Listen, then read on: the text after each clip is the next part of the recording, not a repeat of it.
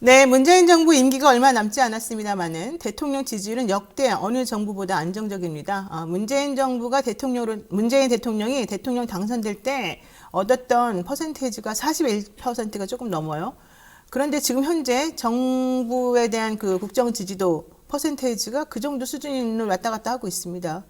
있을 수 있는 일인가? 게다가 부동산 정책 때문에 그렇게 말이 많고 그렇게 욕을 바가지로 얻어먹고 있는 상황이었는데 그럼에도 불구하고 굳건한 지지층이 있는 거죠. 왜 그럴까요? 그걸 정말 물어보고 싶은데 6개월 남았습니다. 앞으로 이 현상이 계속 유지가 될 것인지 뭐 많이 떨어질 것인지 저는 떨어지는 게 당연한 건데도 불구하고 왜 아직도 안 떨어지는데 그런데 왜 정권 교체에 대한 또 퍼센테이지 높은지 되게 신기한 게 많습니다. 자, 소통, 통합, 혁신 이게 바로 대통령의 철학인데요. 이 대통령의 철학을 적극 이해하고 공감하고 같이 이행해 나가려는 분이 있습니다. 박수현 청와대 국민소통수석 연결해서 한번 알아보겠습니다. 수석님 안녕하세요. 예, 안녕하세요. 박수현입니다. 네, 오랜만입니다. 정말 오랜만에 뵙습니다. 네네. 잘 지내시는지 모르겠는데 예, 사진상으로는 좋습니다. 자, 하나 여쭤볼게요. 코로나19 신규 확진자 수가 지금 4천 명대를 넘고 있는데 네. 아마도 계속 될 것 같습니다. 그런데 이게 이제 주간 감염 재생산 지수라는 게 있더라고요. 이게 그렇습니다. 지금 확산세가 이 지수가 1이 넘으면 확산세가 계속된다 뭐 이런 뜻인 것 같은데 어떻게 지금 정부에서 보고 계시나요? 예, 뭐 예상했지만 여전히 걱정 속에 있죠. 네. 예. 단계적 일상 회복을 준비하면서 확진자가 증가할 것으로 당연히 예상했고 대통령께서도 국민과의 대화에서 5천 명, 10,000명까지도 예상을 했다 이렇게 밝힌 바가 있습니다. 네. 예상을 해볼 수 있는 지수가 지금 사회자가 말씀하신 감염 재생산 지수라는 게 있는데요. 네네. 이것은 확진자 한 명이 얼마를 또 감염시킬 수 있는가 하는 숫자입니다. 이것이 현재 그 1.10 수준에서 1.19로 일상 회복 단계 접어들면 이렇게 늘었어요. 네. 그러니까 한 명이 1.19명을 감염시킬 수 있다는 숫자니까 네. 더 늘겠죠. 그렇죠. 그리고 이제 확진자가 증가할 것인가라고 보는 선행 지표가 있는데요. 이게 이제 검사 양성률입니다. 이것이 100명을 검사를 해보면 그 중에 몇 명이 양성이 나오는가 하는 숫자인데 네. 그것이 1.97%입니다. 그러니까 100명을 검사하면 약 2명 정도가 양성이 나온다는 것인데 이것도 증가하고 있어서 확진자 증가는 당분간 지속될 것으로 이렇게 보고 있고요. 네. 이런 상황에 이제 오미크론이라고 하는 새로운 변이 바이러스가 나타나서 걱정을 더해주고 있는 그런 상황입니다. 그렇군요. 정부는 지난주에 코로나19 유행 위험도가 전국 단위에서 매우 높음으로 나타나고 있다 이렇게 평가를 했는데 수도권은 매우 높음, 비수도권은 중간 이렇게 나온다고 해요. 네네. 자, 그렇다면은 그 직전에는 높음이었는데 이제 지난주에는 매우 높음으로 올라가서 사실은 걱정을 해야 되는데 여기에 더해서 오미크론이 지금 문제라는 거 아니겠습니까? 자, 그렇다면 오미크론 방역 계획 지금 뭐 어제 나이지리아 방문했던 부부가 또 걸렸다 이런 얘기도 있어서 걱정이 됩니다만 어떻습니까? 앞으로 오미크론? 예, 지금 말씀하신 대로 어제 국내에서 첫 의심 사례가 발견이 된 거죠. 그렇죠. 예, 그래서 이제 지금 오미크론 변이인지 그 확정 검사가 지금 진행 중에 있고요. 예. 그래서 오늘 밤에 결과가 나올 예정입니다. 네. 그렇다 하더라도 이 전파력 이런 것이 워낙 높다고 알려져 있는데 아직 실체는 정확히 밝혀진 게 없습니다만 그래서 저희 정부는 이에 대한 그 아주 수준 높은 준비 이런 것들을 좀 다 하고 있고요. 그래서 어제 저녁에 바로 오미크론 변이에 대한 긴급회의가 방역당국 중심으로 열렸고 오늘부터는 외교 당국까지 포함된 본부처 대응 그 TF가 가동이 됩니다. 네. 그래서 이제 여기에서는 만약 그것이 밝혀진다면 이제 현재 8개 나라의 입국 제한 조치가 있지 않습니까? 네. 입국 제한 국가를 확대하고 그래서 해외 유입 억제를 위한 방역 조치를 강화하는 것이죠. 그리고 이 오미크론 감염인지를 현재의 PCR 검사로는 바로 이렇게 양성, 음성 여부는 바로 나오지만 네. 그것이 오미크론으로 인한 감염인지는 바로 밝힐 수가 없거든요. 그래서 현재 PCR에 오미크론으로 인한 감염인지를 바로 밝힐 수 있는 그 시약을 지금 개발하고 있는데 이게 한 2주 정도 걸립니다. 네. 그래서 뭐 그런 것도 PCR도 신속히 개발해 보급할 예정이고요. 그래서 지난 월요일 날 우리 대통령 주재 특별 방역 대책 회의가 있었는데 이때 말씀을 이미 하셨어요. 오미크론 변이 확진자가 발생하고 늘어날 때 그 대대적인 방역 조치 조정이 있을 수 있다라고 네. 하는 것도 이미 다 검토가 끝나 있는 상태입니다. 예. 그렇군요. 사실 저는 부스터 샷을 맞았습니다. 이게 그러셨습니까? 제가 좀 뭐 면역력이 좀 떨어진 부분이 있어서 병원에서 네. 맞으라고 연락이 와가지고 맞았는데 지금 사회자께서 말씀하셔서 한 말씀만 제가 드리면 네. 그 엊그제 방역 특별점검대책 회의에서 대통령도 분명히 말씀하셨는데 지금까지는 1차 접종, 2차 접종, 2차 접종을 접종 완료라고 우리가 그렇죠. 알고 있었지 않습니까? 예. 그런데 세계적으로 그것이 아니라 3차 접종을 해야 된다라고 하는 필요성이 급격히 지금 나타난 것이죠. 네네. 그래서 그날 분명 우리가 이야기를 드렸지만 이제 국민께서도 3차 접종까지 맞춰야 접종 완료다. 3차 접종까지 하는 것은 기본이다. 네. 3차 접종은 선택이 아니라 필수다라고 그렇죠. 하는 이런 새로운 개념을 충분하게 이해하시고 네.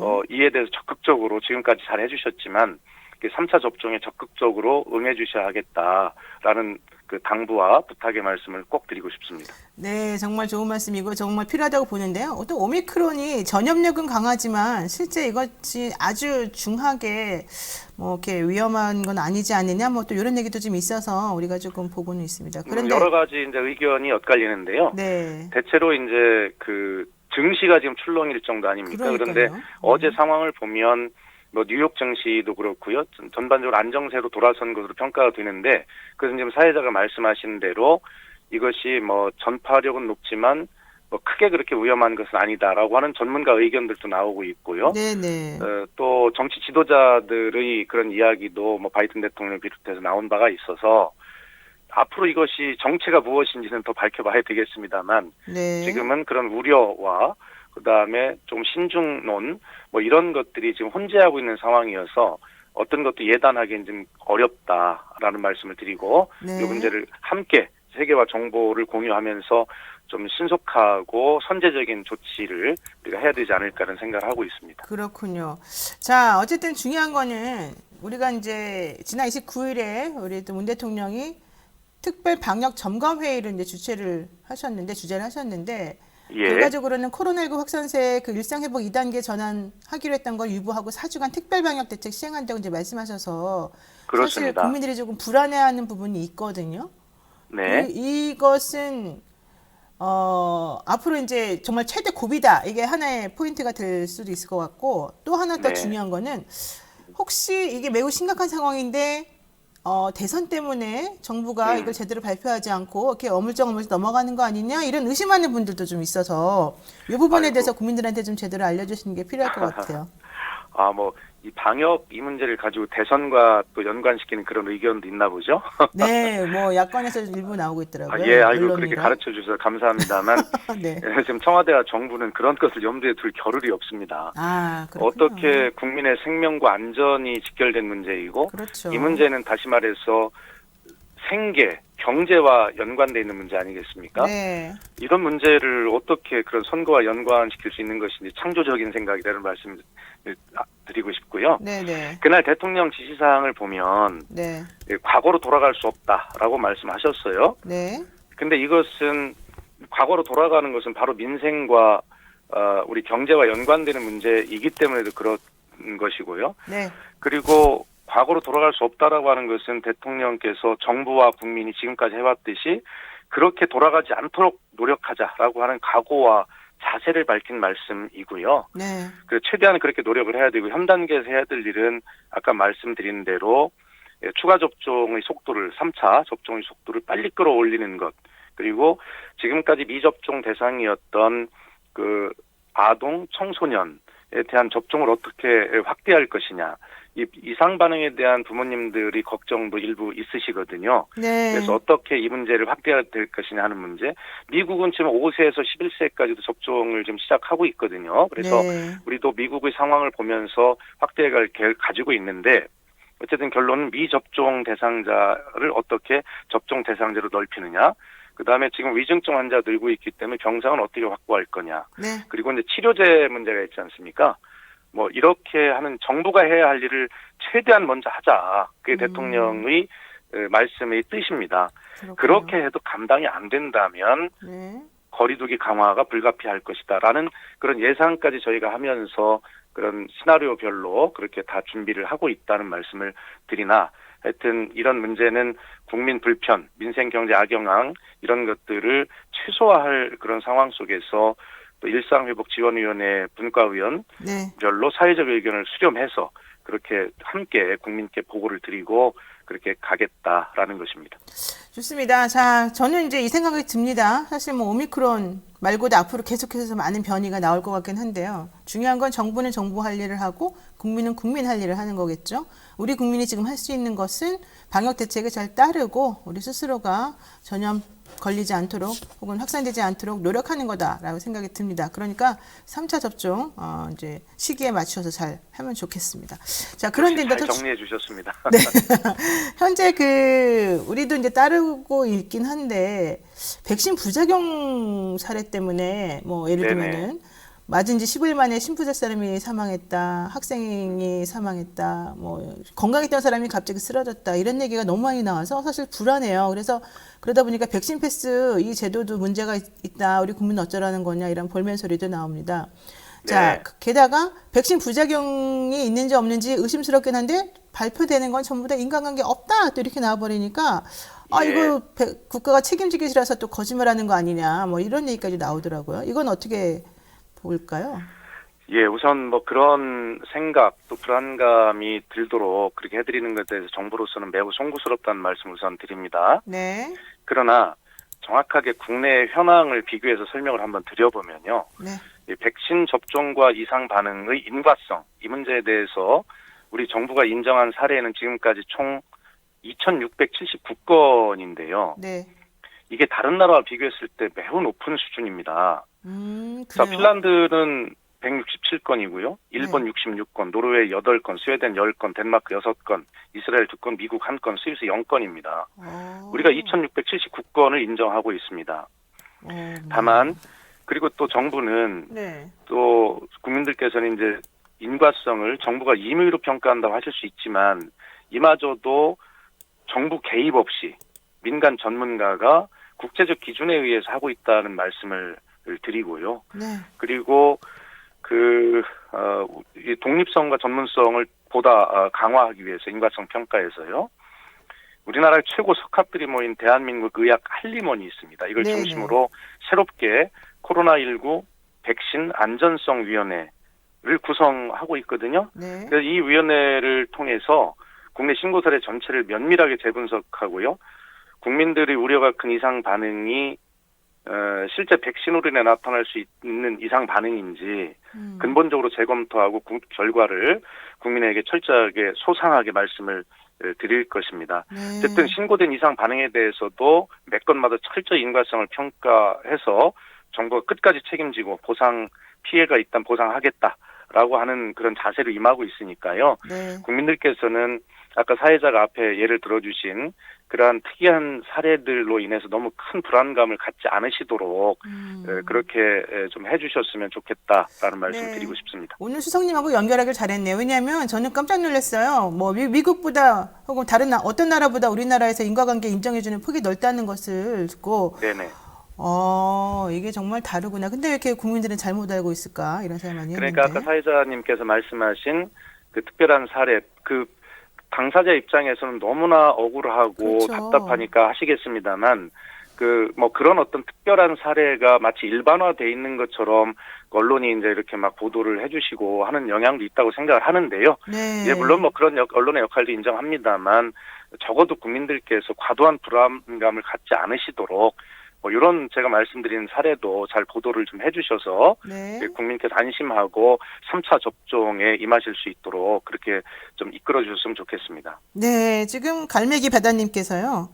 역대 최고로 최선을 다한 문재인 정부 감사합니다. 이런 얘기까지 지금 해주셨는데 수석님 인터뷰도 부족한 게 보는 것 많습니다. 같아요. 또 네. 최선을 다하겠습니다. 네. 네. 자, 요 얘기 그래도 아픈 얘기도 하나 해야죠. 소상공인들 어려움이 이만저만이 아닌데요. 특히 네. 전경련에서 지금 발표한 내용을 보니까는 국내 숙박 음식점의 절반이 영업이익이 너무 낮아서 이자도 못 내는 한계 기업으로 전락이 돼버렸다. 이런 얘기 나왔습니다. 정부의 대책 자체가 너무 실효성이 없다 이런 얘기인데 사실 12월 2일까지 또 예산안 지금 짜고 있는 중인데 여기에서 그래서 소상공업자들 도와줘야 된다, 지역화폐 발행해야 된다 이렇게 이쪽에서 예산 반영해달라 그러니까 정부에서는 안 된다 이렇게 얘기를 했다는 거예요. 네. 이런 거 어떻게 좀 해결해 주셔야 되는 거 아니에요? 예. 뭐 정부는 최선을 다하고 있습니다. 정말 그러나 다 하는 거 맞아요?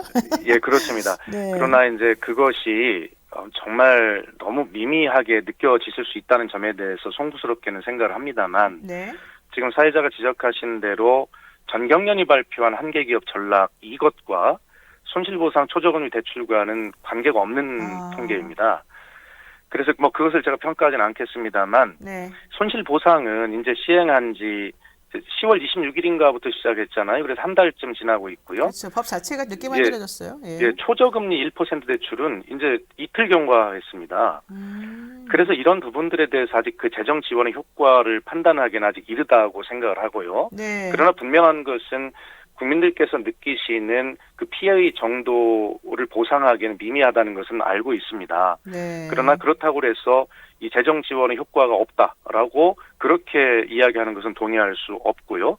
그런 효과가 날 수 있도록 정부는 최선을 다하고 있는 것입니다. 그래서 그 피해를 입은 소상공인이 긴급한 위기 상황을 넘어갈 수 있는 최소한의 지원이라는 걸 저희도 잘 알고 있고요. 네. 앞으로 가장 중요한 해결책은 소상공인의 영업이익이 증가돼야 되는데 매출 회복이 무엇보다 중요한 거 아니겠습니까? 네. 그래서 그런 정책 수단을 동원하기도 하지만 무엇보다 중요한 것은 단계적 일상 회복이 더 앞으로 나아가야 되고 정착이 돼서 완전한 일상 회복을 해야 매출이 늘고 영업이익이 증가하는 거 아니겠습니까? 그래서 네. 최고의 방역 또 백신의 접종 이런 것들이 바로 이렇게 힘들어하는 우리 국민을 도와주시는 최고의 정책이라는 기본 생각을 가지고 있고 네. 나머지 정책 수단을 더 동원하도록 최선을 다하겠습니다. 네, 알겠습니다. 그래도 예산안에 반영을 좀 적극적으로 해줬으면 좋겠다는 게 제 개인 생각입니다.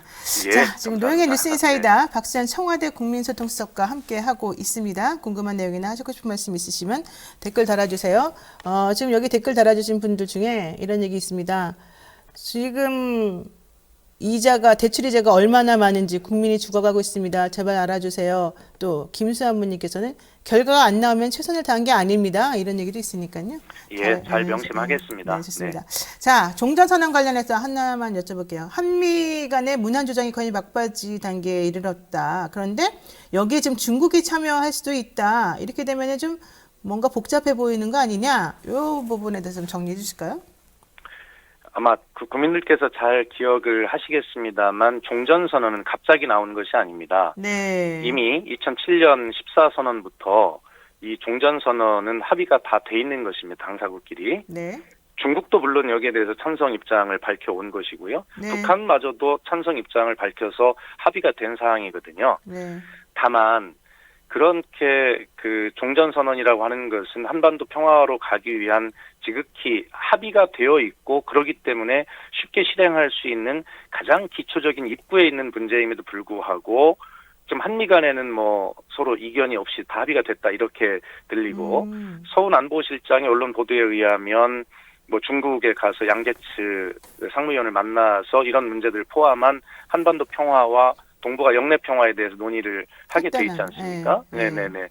그렇기 때문에 뭐 이런 것들 뭐 분위기가 잘 조성이 되는 것은 너무 환영할 만한 일이고요. 네. 이런 분위기가 북한에 던지는 메시지가 있을 겁니다.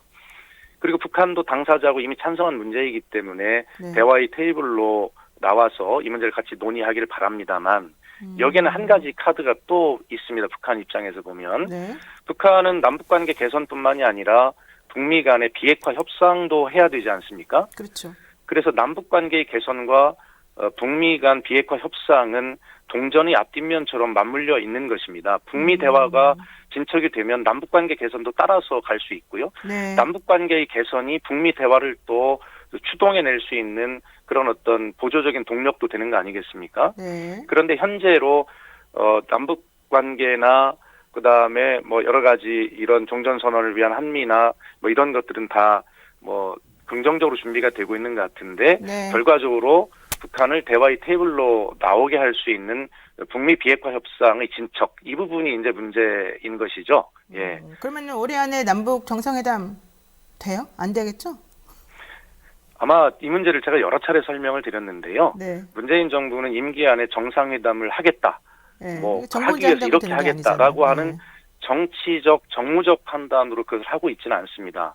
그리고 로드맵도 마련한 적이 없고요. 다만 통신연락선의 복원이라고 하는 지극히 아주 짧은 그 징검다리 하나를 이미 이제 놨을 뿐이고요. 네. 그 다음 징검다리를 임기 안에 무엇을 놓을 수 있을지도 저희도 모르겠습니다. 다만 진정성을 가지고 진심을 가지고 최선을 다해서 노력하다 보면 징검다리 하나를 더 놓고 다음 정부가 누가 됐든 간에 그곳에서 출발할 수 있도록 해주는 것이 문재인 정부의 진짜 목표다. 이런 네. 생각을 가지고 있습니다. 예. 현실적으로 가시적인 성과가 나오기는 어렵다라는 뜻으로 들립니다. 일단 뭐 초석을 다지겠다 정도로.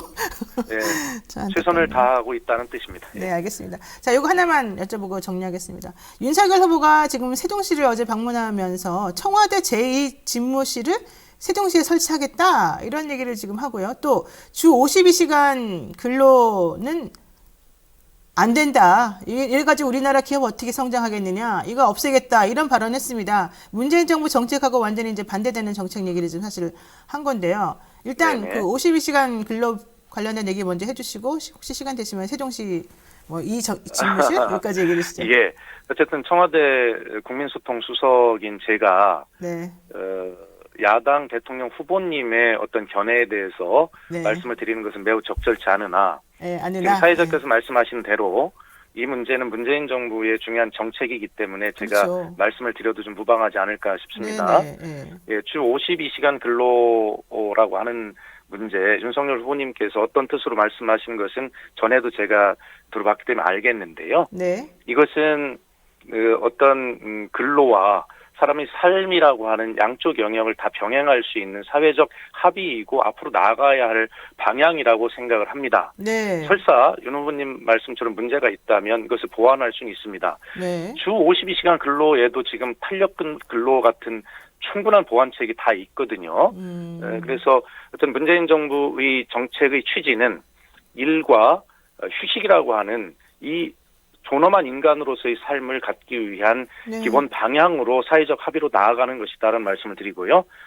뭐 청와대 제2집무실은 국토균형발전의 그런 차원에서 이미 뭐 노무현 정부 때부터 저희가 추진해왔던 그런 일이기 때문에 네. 뭐 당연한 일이라고 생각하고요. 청와대의 세종시 이전이나 이런 완전 이런 문제는 또 헌법과 관련된 그런 문제여서 제가 언급하는 것은 적절치 않아 보입니다. 그렇죠. 그때 헌법재판소에서 이제 서울이 관습 헌법적으로 여기가 이제 중심이다 뭐 이런 얘기를 하긴 했었습니다. 그러니까 의원 결정이 났기 때문에 행정수도가 행정중심 복합도시로 네. 좀 변경이 된 것이죠. 예. 자, 그러다 보니까 이것도 하나 여쭤봐야 되겠다. 9.19 군사합의를 또 폐지한다 이런 얘기도 윤 후보가 했는데 그렇게 되면은 아까 말씀하신 문정부에서 추진했던 남북 관계 개선이나 이런 전체적인 종전선언이나 이런 논리하고는 또 궤를 좀 달리해서 벗어나는 거 아니겠습니까? 문재인 정부뿐만이 아니라 대한민국을 책임지고 있는 어떤 정부든지 간에 한반도 평화를 위해서 한 네. 걸음 한 걸음 차근차근 나아가야 되는 것이 책무라고 생각을 합니다. 어쨌든 알겠습니다. 네, 보니까는 이 소통 수석으로서 더 이상 말씀을 좀 아끼는 것 같아서 제가 짓궂게 여쭤보진 않겠습니다. 네, 여기까지 하겠습니다. 박수환 청와대 국민소통수석과 노영애 그리고 언제 한번 다시 불러주셔서요. 그다음에 문재인 정부의 가장 아픈 부분인 부동산 정책, 네. 뭐 청년 실업의 실업 문제, 네. 네, 이런 문제도 좀 꼭 한번 좀 설명드릴 다음에는 기회가 있었으면 그러면은 좋겠습니다. 꼭 나와주셔야 됩니다. 전화 인터뷰. 알겠습니다. 네. 네, 알겠습니다. 네, 수석님 고맙습니다. 네. 감사합니다. 네. 네, 노영의 뉴스 인사이다. 오늘 박수환 청와대 국민소통수석과 함께했고요. 잠시 기다려주시면 배프의 촉 시작하겠습니다.